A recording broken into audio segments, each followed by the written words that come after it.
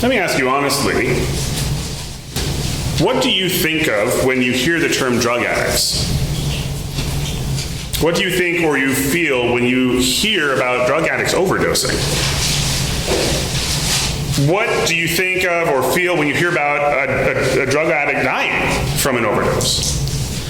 Today, we're continuing our series, My Neighbor Wants to Know, and this is a series where people from the congregation have submitted questions to me that either their neighbors have asked them in the past, or maybe they're worried their neighbors might ask them, and that might be preventing them from talking to their neighbors about Jesus. And so this is a series designed to not only answer your questions, but to equip you to answer the questions of others.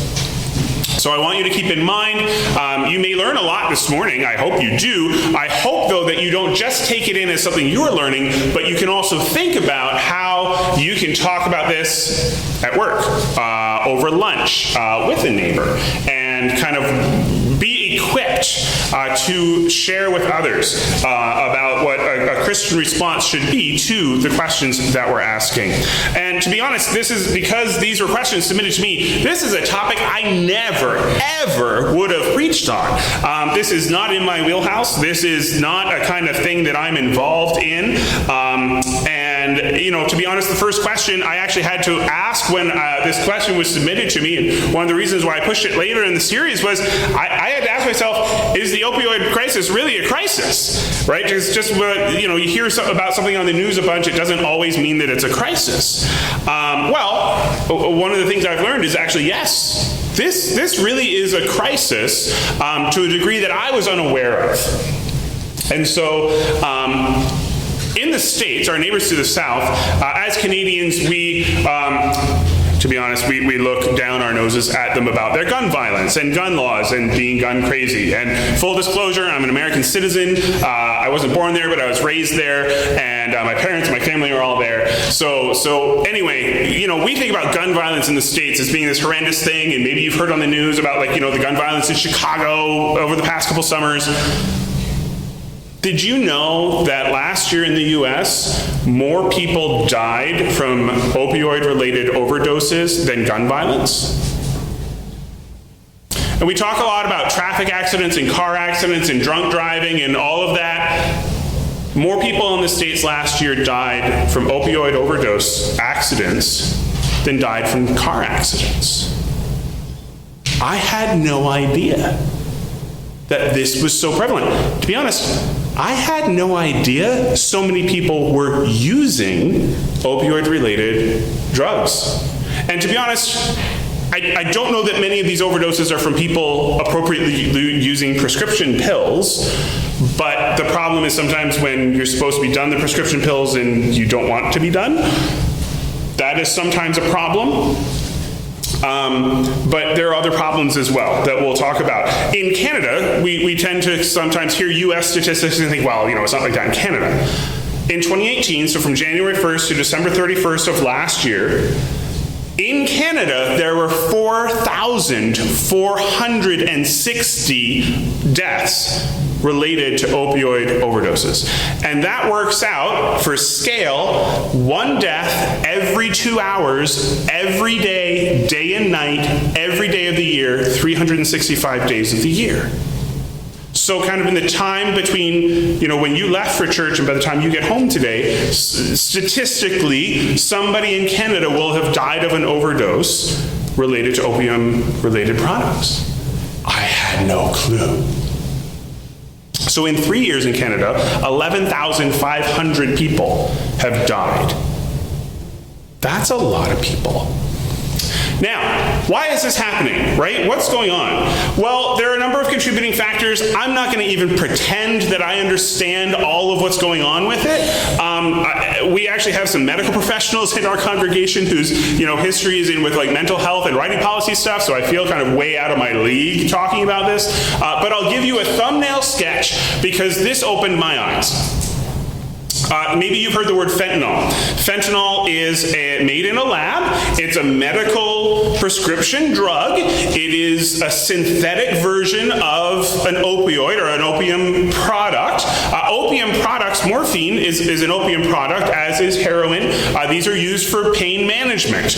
We were just talking about Gabriel, who is in hospital with rods and plates and all of this. I am sure, actually I know, I was chatting with him, I went to visit him. He actually said the doctors told him they were giving him fentanyl, and he kind of freaked out. He's like, wait, isn't that the drug that everybody's dying on? They're like, don't worry, you're in a hospital. We know what we're doing. So fentanyl and opium-related products are actually really helpful for pain management when used well. But what's happening is that drug dealers are taking fentanyl or other, stuff they've made up in a lab. They're taking fentanyl and its analogs, and they mix it with more expensive drugs like heroin or morphine, because it makes the drugs they're selling more powerful and the fentanyl's really cheap. So it's kind of like giving a fuel injection to the drugs that they're selling. And it's cheap. And so it makes the drugs more powerful, but it's really difficult to control how powerful the fentanyl is that they're making, and different people react to it differently. And so when people get the boosted drugs, they're often overdosing and dying. And it's happening at an alarming rate. And it's not even just that if you accidentally take drugs that had fentanyl mixed in it, but if your drugs were prepared on a table that previously had fentanyl on it, and a couple of grains of fentanyl the size of a couple of grains of salt are still on the table and get mixed in with what you take, it can kill you. This is why all of a sudden, all of these people, some of whom probably aren't even trying to take opium-related drugs, are overdosing on fentanyl that got contaminated into something else they're taking. So, this is not kind of an area of Canadian life that I interact with very often, so I learned a lot. But it highlights for me, one, how big the crisis is, but two, how big the drug problem is in Canada. If this many people are dying, how many more people are using drugs? So that's why this is happening. So what? What are we supposed to do? To be honest, I was challenged by this sermon and convicted in my preparation. And let me be honest about my conviction is that my first response was really hard-hearted. Well, you use drugs and bad things happen. These are the natural foreseeable consequences of becoming a drug user. My brother-in-law is a police officer in Toronto, and he's not a believer, but he actually said, he isn't planning on carrying one of those needles that helps people in an overdose situation, because one, he said the paramedics know how to use it better. He doesn't want to be liable, but he also said, look, drug users are doing stupid things, and if you want to inject that stuff in your body, you know the risks. And to be honest, that was often my response. And I've been really convicted over the past couple weeks working on this sermon that that's a horrible response from a Christian. And so I don't know what your response is. I don't know what you feel about drug use. But I will say that I was convicted that each of these people is a human being created in Christ's image. And if we're serious about agape love, this means I need to be deeply concerned with their well-being. And yes, using drugs is foolish and illegal, but that doesn't change the fact that if we need to treat people who struggle with drug use with compassion and with care, and it should break our hearts that people are dying regardless of how they die.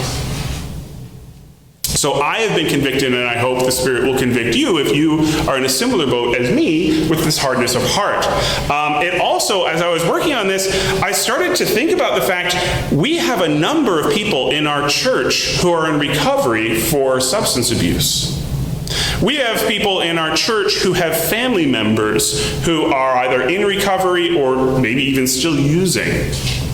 And any one of them could have easily become one of these numbers and one of these statistics dying. If you think about it, the opioid crisis has been in the news for 3 years.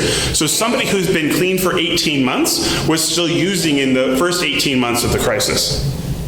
So it's been around for a while. So my initial callous response to the opioid crisis really deeply disappoints me. I am disappointed in myself for my callous response to the opioid crisis. I'm disappointed in myself for having a hard-hearted response to people in crisis dying. The other night, Amy and I, we were watching a show on Netflix, and one of the characters had a really tortured childhood. And he had a very angry, abusive father, and he's broken off relationship with the family. He comes back and forth sometimes, and now as an adult in his 40s, he's a train wreck of a human being, and he uses all sorts of substances to try and cope with the pain of his broken relationship with his family and some of the pain of broken parts of his body from his dad's abuse. And in one scene, he's high and he's drunk, and he runs into a group of strangers that he joins up with, and he's sitting outside with them, and they're smoking drugs, and he's just thinking about the abuse situations of his childhood as he's smoking up, just trying to escape that pain. He's an outcast, he's alienated from his family, he's homeless, he's jobless, he's hanging around with other people who are in a similar boat, all of whom are indulging their addictions together, trying to numb the pain of life. And it got me thinking, has drug addiction become the leprosy of our day? Has drug addiction become the leprosy of our day? What do I mean by that? In the Bible, in biblical times, including in Jesus' time, leprosy was a family of skin diseases that caused a person to become an outcast. It made you spiritually unclean, which meant you couldn't be near people, you couldn't be touched. Lepers had to leave their home. They had to live in isolation outside of the town or outside of the city. Their only companions were other lepers. No good people would ever come near them. Similarly, their families might leave them food at times, but wouldn't come in contact with them. And when lepers were out and about, they had to ring a bell and shout loudly, "Unclean, unclean," if they ever came near people, so that people would have time to get out of the way so they wouldn't come in contact with the lepers. And religious leaders of the day, particularly Pharisees, they took great pride in the fact that they never came near a leper. And one rabbi actually wrote proudly that he would throw stones at lepers to make sure they didn't get too close to him and make him ceremonially unclean. Which is why it is so shocking that when Jesus is confronted by a leper who runs towards Jesus, Jesus, not only does he not run away, he reaches out and touches the leper, which is the first time that leper has been touched since he was diagnosed who knows how many years before. And the saddest part is, in biblical times, many people assumed the reason the person had contracted leprosy, it was their own fault because of some sin in their life. So have we turned drug addiction into the leprosy of our day? They're outcasts, they only hang out with other people like them, they're homeless, they're broken relationships with their family, people run away from them, nobody touches them, and yet Jesus' response to those people is to walk up and touch them and show them love. So what then do we do about the opioid crisis? That's a question that was asked. The question, I struggled with who is we? Right? Are you talking about nationally? Are you talking about government? Are you talking about institutionally, congregationally, or individually? I'm not a policy expert. I am not going to get political in my sermons. I am not going to wax eloquently about what the government should do at any level to address this problem. I don't know. And I'm not qualified to comment on that anyway.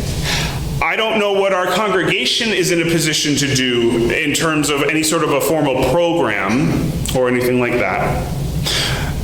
Rather, I want to focus on the question for each of us as an individual Christian. How do we as Christians respond to the fact that thousands upon thousands of people are dying each year because of drug use?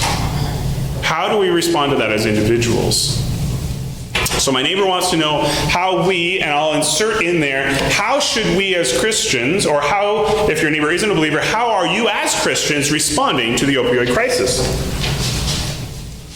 Again, like most of these questions, the Bible doesn't specifically say, when encountering people who are struggling with drug addiction, do the following, right? The Bible doesn't talk about it directly, but it gives us some very good principles from which we can come to conclusions. And so Jesus doesn't speak about drug use specifically, or even really addiction or drunkenness, but let's consider what he says to broken people. And then similarly, Paul Paul doesn't speak to drug use. He speaks, don't get drunk on wine, but that's a pretty minor part of Paul's teaching. But let's see what he says about responding to people who are not living out the way they should. And so the first passage we're going to look at is a famous one from Matthew chapter 11. So if you would like a Bible and you don't have one, raise your hand nice and high. Our usher will get a Bible to you. Make sure he can see you from the back. Our text in Matthew is found on page 689. Page 689, we're going to read just verses 28 to 30. And then in a moment, we'll turn to 1 Thessalonians chapter 5, page 837 in the church Bibles. So, Matthew chapter 11, 28 to 30. Jesus is talking to the crowds. He says, "Come to me, all you who are weary and burdened, and I will give you rest. Take my yoke upon you and learn from me, for I am gentle and humble in heart, and you will find rest for your souls. For my yoke is easy, and my burden is light." And then turn with me to 1 Thessalonians chapter 5, verse 14. These are Paul's final instructions to the Thessalonian Christians. So some of them are actual individual statements that you really can take in isolation. Usually we don't do that here, but at the end of his letters, that's appropriate. 1 Thessalonians chapter 5, verse 14, Paul says, "And we urge you, brothers, warn those who are idle, encourage the timid, help the weak, be patient with everyone." So what is our text saying? What is Jesus saying in Matthew 11? How are we to understand his words? This passage from Matthew 11 is famous. These are precious words of Jesus. Take my yoke upon you, my burden is easy, or my yoke is easy, my burden is light. And the passage opens with this invitation: "Come to me, all who are weary." It's an invitation of approach. Notice, actually, in the text, it's significant. Jesus says, "Come to me." Come to him for rest, when in the Old Testament, the one who provides rest is God. There's a subtle statement in here. Jesus doesn't say, "Come to God who will provide you rest." He says, "Come to me, and I will provide you rest." There is a subtle to us, but loud and glaring to his original audience, invitation that not only are you to come to God, but that in Jesus you find God, that Jesus is God. So there's a divine reference, a reference to Jesus' own divinity here. He says, "Take my yoke upon you." The background in our PowerPoint today is a yoke, so you can understand what it looks like. We don't live in an agricultural culture, so we don't always know what these references are. You can see the yoke has the bar that goes across, and the two loops go around the neck of two animals. So there's a pairing that happens here. And some commentators were not sure if the idea is that Jesus is in one side and you're in the other, and you are yoked equally with him, that he is teaching you how to bear the load, or just the idea that this is his yoke and he's at the back telling you where to go. We're not sure. But regardless, the idea is that you are yoked with Jesus' yoke. A yoke is a tool used to attach animals to a plow or a wagon so that they can pull it together. So Jesus offers equipment for life's burdens, not escape from life's burdens. When you're pulling a burden with a yoke, you are more effective at pulling it. This is better than just a harness or just strapping it to your neck. The yoke helps share the load and is more effective. So to the weary and to the heavy laden, Jesus offers a new way to carry life. The yoke is a work instrument. He does not say, "Come, I have a nice mattress, you can have a nap and find rest." He offers not only refreshment, a little break, life-giving rest, but also he offers equipment for carrying on in life with all of life's burdens. In fact, the most restful gift that he can offer is a new way of life in close relationship with God, the burdens of which are different and lesser than trying to carry on by yourself. A yoke was not just a farm implement, though. We immediately think of the yoke and the oxen and this transportation system. But by Jesus' day, the term yoke had also come to refer to a rabbi's specific teaching or interpretation of the law of Moses. So the yoke of a rabbi was his particular set of teaching, his particular way of life, his particular way of living under the law. And that was his style. Today you might think about it as kind of denominational differences, sort of. It's this is the Baptist yoke, this is the Presbyterian yoke, this is Catholic. Maybe that might be helpful for you, but it's kind of the set of interpretations of the law and how to live under the law and how to live out righteousness with God. And so the set of doctrines specific to a rabbi were that rabbi's yoke. So Jesus says, "Take my yoke upon you."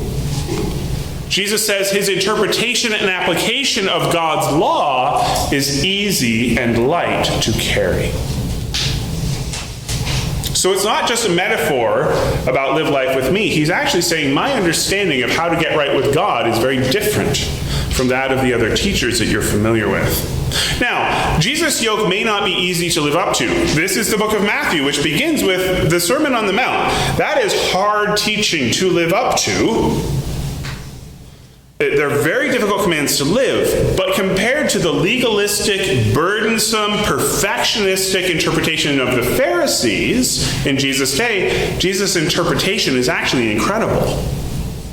If you push further, the purpose of the law in the Old Testament is to put God's people in a right relationship with him. So what is Jesus' specific teaching on how to be right with God? If that's the purpose of the law, is to justify us, to put us in a right relationship with God, Jesus' understanding, his interpretation, his application of how do you get right with God is much lighter and easier than that of the Old Testament, because Jesus takes our sin upon himself. Our greatest burden, the burden of sin, Jesus takes on his shoulders on the cross in order to reconcile us to God through faith. We can't carry out God's law. Jesus did on our behalf. And so again, Jesus takes the burden, the load, the weight of how do I get right with God, which the Old Testament was the law, the yoke of how you do that. Jesus comes along and he says, yeah, you guys have had a good 1,000 years of this and you haven't been very successful.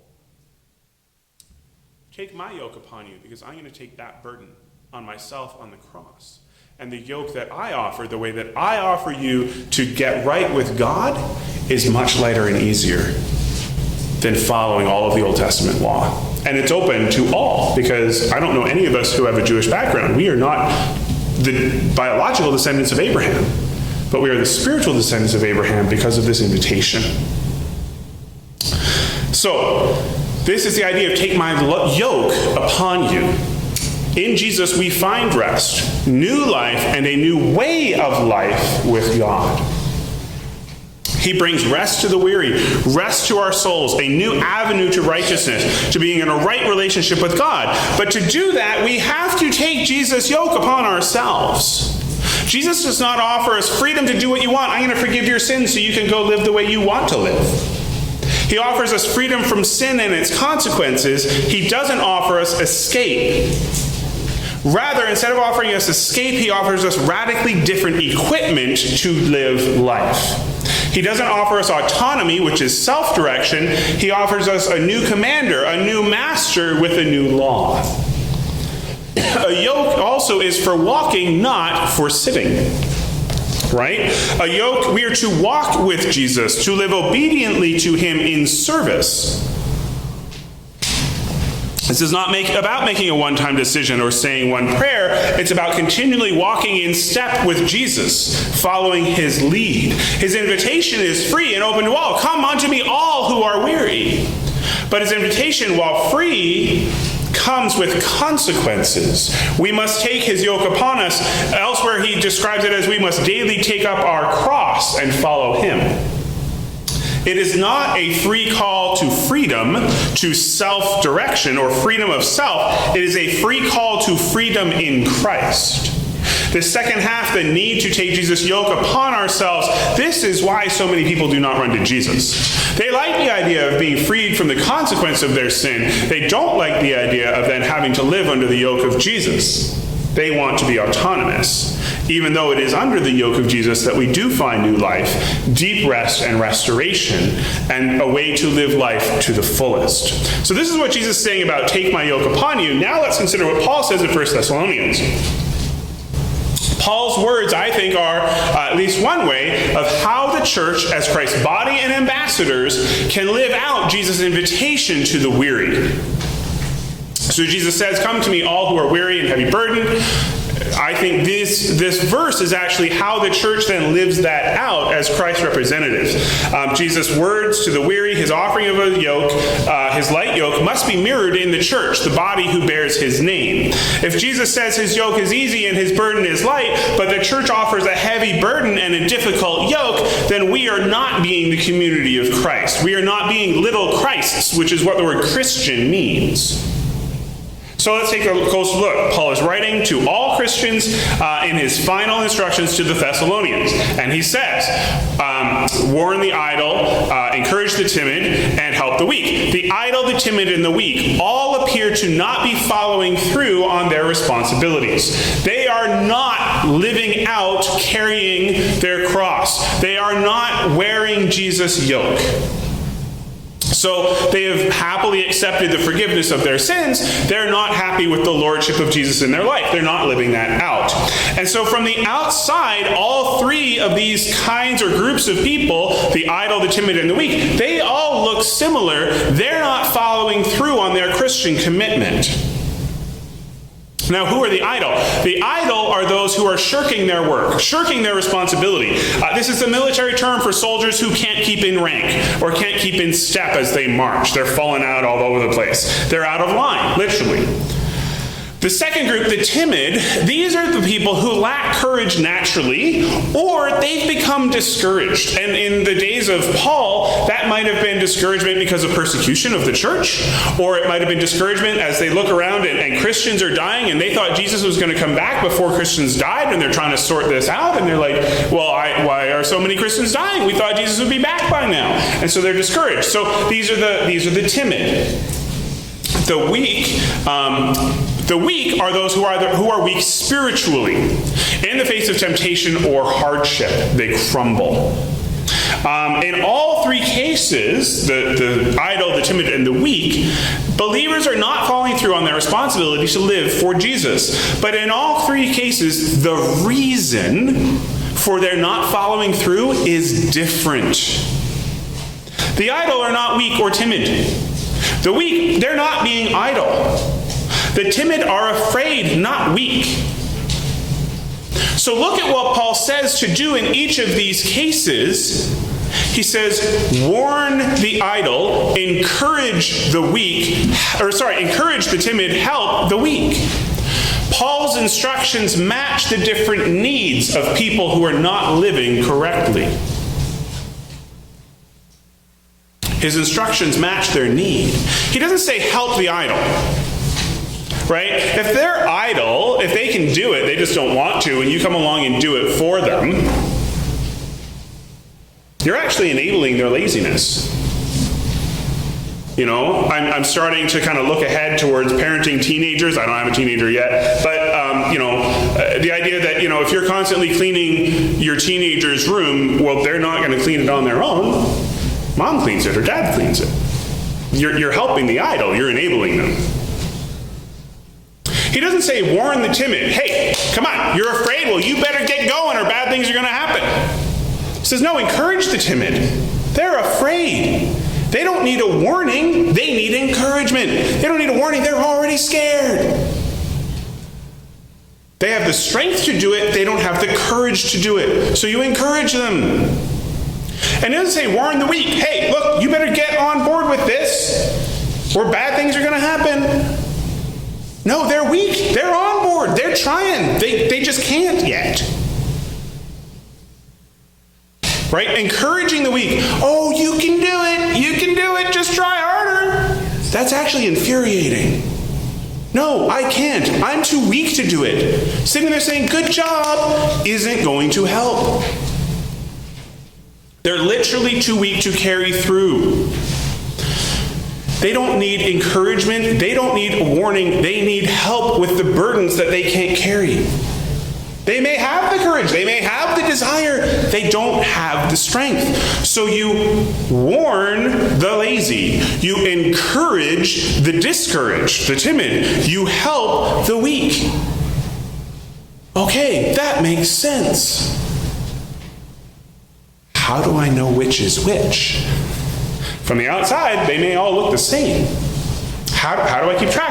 How do I know if you're lazy or intimidated? How do I know if you're lazy or just weak? How do we tell the difference? Because it really is significant. Well, we actually have to get to know one another. We actually have to enter into relationship. Knowing a person's needs only comes through relationship. Knowing a person's real need.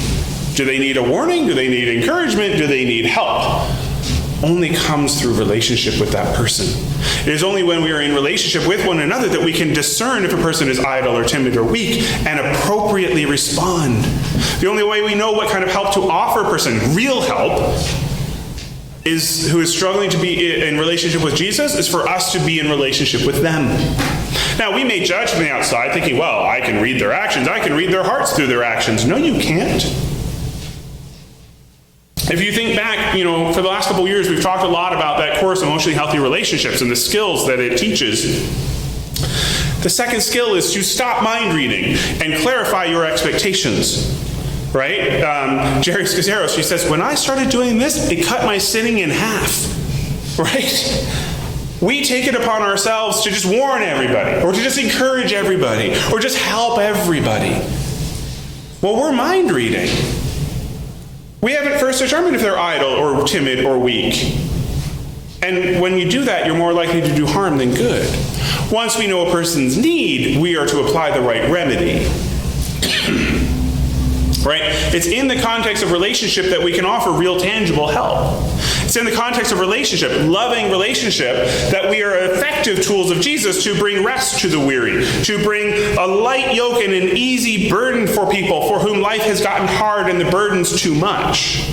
This is how we are used by the Spirit to bring new life to those for whom religion has become a grind, and for whom being good has become a labor. And as we do it, we are to be patient with everyone, including, or even especially, when repeated attempts at help seem to be of little use or seem unwelcome. We are to be patient. So then how do we apply these texts, right? If this is how the church, one of the ways that the church can echo Jesus' invitation to the weary and the heavy laden to come unto Jesus through us, that his burden is light, what do we do? So if Jesus says his burden is easy and his yoke is light, the church should be filled with people for whom the burdens of life are too much, and they have come to Jesus for relief. The church should be a place for people where life is too much for me on my own. And so I'm here to find Jesus, and I find Jesus in all of you. He works through you in me. The church community should be a place in which people are finding abundant life and help with the burdens that are too much for them. That's actually what Paul says in another letter in Galatians chapter 6. He says we are to bear one another's burdens, burdens being that which no one person can carry, even as as individuals we are taking responsibility for our appropriate load that is our responsibility. So Paul is actually talking about that balance of, don't enable people by doing for them what they can do for themselves, but help people with the burdens that are clearly too much for one person to carry. And that happens in community, and that should be happening in the community, the body of Jesus. So church should be a community where we find rest and help with our burdens. That should be what the church community is like. Jesus' invitation to the weak and weary is the invitation of the church too, when the church is doing it appropriately and right. It is through the community of Christians that people come to Jesus, so his invitation should be our invitation too. Do we create an atmosphere of safety, of appropriate concern and relationship and effective help for people for whom life has become a burden? Too often we indulge the idle. We shame the timid, and we dismiss the weak. Too often that is our natural human response, right? And we're not patient with any of them, right? The people who are lazy, it's okay, well, we can serve, and you just need, you serve when you're ready.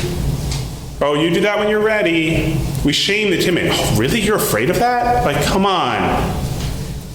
Come on, why don't you do more? What's your problem? And the weak, they can't do anything. Right? But we're not to indulge the idle, we're to warn them. We're not to shame the timid, we're to encourage them. We're not to dismiss the weak, we're to help them. We don't respond with love to the weary and the heavy laden, by and large. We don't offer a light burden and an easy yoke. But when we're honest, we are all burdened. We are all broken in sin. We are all in need of rest for our souls. We all need encouragement to hold on to our hope. We all need help in our weakness to battle sin and temptation. So it's each of us, right? We need to be warned at times. We need to be encouraged at times. We need to be helped at times. Our calling as a church is to be a community of healing, rest, and support. That's what we're called to be. You maybe caught that quotation from Martin Luther talking about this passage in Matthew. He says what Jesus is describing here, Jesus is saying, my kingdom is a hospital for invalids. We are to be a community that reflects Jesus' character, including his invitation to the weary, not only to provide rest, but to provide new equipment for the work of living life and carrying its burdens and its cares. And so then how do we answer the question, right? If that's pervasive, what we should be a community like for all people with all of their burdens, well then that gives us light on how should we as individual Christians respond to the opioid crisis. Jesus' invitation to the weary and heavy laden is an invitation that extends to those who battle drug addiction too. Right? That's another burden of life that they are bearing. And in fact, they fit exactly into this invitation. Why? Because their drug addiction did not happen in a vacuum. Their addiction is a yoke they have taken upon themselves in an attempt to deal with life's burdens and weariness. Addiction, all addictive behavior, is an attempt to cope with difficult, unprocessed emotions. It is in our brokenness that we turn to behaviors that then become addictions as coping mechanisms. I don't just mean substance abuse, although that is certainly sometimes the easiest place to draw the straight line, right? If you have a pain problem, you hear about like professional athletes who retire, they're in constant pain, and they were taking opioid-related pills when they were playing, and well, now they're still taking them and they can't get off them. So sometimes that is like exact physical pain, straight line to pain relief, and there's an addictive habit there. Sometimes that's an example. But any addiction, it could be drinking, it could be gambling, it could be sexual addiction, it could be pornography, it could be adrenaline junkies, it could be a shopping addiction. These are all attempts to cope with life's difficult, unprocessed emotions. Have you ever heard somebody kind of joke and talk about, I need to go do some retail therapy? Right? I know somebody who recognizes in his own life when things get hard, he starts hitting the thrift stores. And he's like, wow. He'll have a difficult experience at work, and on the way home, he's at the Goodwill store, and he pulls in the parking lot, and he's like, wow. It's true. There is a direct line. So the thrill of the purchase, the thrill of the adrenaline rush, the thrill of winning can be so powerful and release powerful chemicals in our brain that are as powerful and more powerful than any drug you could buy on the street. And so these become addictive behaviors. Opioids and other drugs are a tool for dealing with pain, either physical or emotional. And like any tool, used appropriately, it's great. Used inappropriately is bad. A hammer can be used to build a house or beat somebody up. So people who are dying from opioid overdoses are using the drugs to dull the pain. Now maybe that's physical pain. More often than not, it's emotional pain. Right? They're trying to dull the pain of difficult, unprocessed emotions. And our job as Christians is not to condemn them for the attempt to deal with their pain inappropriately. Our job as Christians is to offer them a different hope to the hopeless, a meaning to the purposeless, worth to those who feel worthless, rest to the weary and the restless, healing to the broken, all through the power of the Holy Spirit in the name of Jesus. So when we see somebody who is battling addiction, I know my human response is to be like, dude, you got to get help. You're getting what you deserve. Oh, you have a gambling addiction and you're broke. Big surprise. So easy for me to be judgmental. When instead, Christ living in me says, wow, you have an addiction problem. That means there's a huge wound. There's a deep wound in there somewhere, or maybe multiple wounds. And guess what? I found a person who's healing my wounds, and I'd like to introduce you to him. His name is Jesus. What a radically different response. And how disappointed I am in myself that is not my normal response. Our response is to offer an invitation of love to the weary and burdened to find the yoke of Jesus. How do you respond to the opioid crisis as a Christian? To offer an invitation of love to the weary and burdened. And if you want to see a weary and burdened group, people who are addicted to heroin or morphine is a weary, burdened group. Can we offer them an invitation to find a different yoke to deal with life's burdens? Our response to the opioid crisis, I believe, should be like the early Christians' response to the problem of leprosy. It was the early Christians in the 1st, 2nd century after Jesus who chose to see lepers as people created in the image of God and therefore worthy of love and respect. It was Christians who created leper colonies where they could live and be cared for and be fed and be housed and sheltered and treated with dignity, even as they were outcasts who had no help of healing beyond God's divine intervention. In the Old Testament, there's a story of Naaman, the foreigner who came to Israel to be healed of leprosy. When he comes to the king of Israel, Israel's like, these people are trying to start a war. He's coming to me asking me to heal him of leprosy. Only God can heal leprosy. And then they send him to Elisha. And so in the ancient world, healing of leprosy took divine intervention. And to be honest, when I look around today and we look at the opioid crisis and we look at the crisis of drug use, that takes a lot of divine intervention. But isn't it interesting that, a number of times over the years, we've heard from people who come from Teen Challenge, which is the Christian-based residential recovery program for substance abuse. And isn't it interesting that the Christian-based recovery program has the highest success rate, outstripping all of the secular programs? The last time they were here, one of the things they mentioned was that there were scholars and medical experts from Germany who had come to Teen Challenge here in Canada to see what they were doing because they were hoping to replicate something like that success rate in Germany. Because it is through the divine intervention of the love of Christ that we find our wounds healed, so that then fighting the drug addiction is about the chemical interaction, not about the emotional soothing and relief. So you may know somebody who uses drugs. Some of us do. You may not. You may never know somebody who is touched by the opioid crisis directly. You may. But as you hear it on the news, as you see it on the internet, as maybe you hear about it chatted about at work, my prayer for you is my prayer for me, that as I hear about this moving forward, instead of my response being something along the lines of, well, you're doing drugs, that's dumb, I hope your response will be the response I'm aiming for, which is, wow, there's a real brokenness and pain in this country, the only answer to which is Jesus. What am I going to do to help somebody else find Jesus, so that in their pain and brokenness, they need not turn to substance abuse?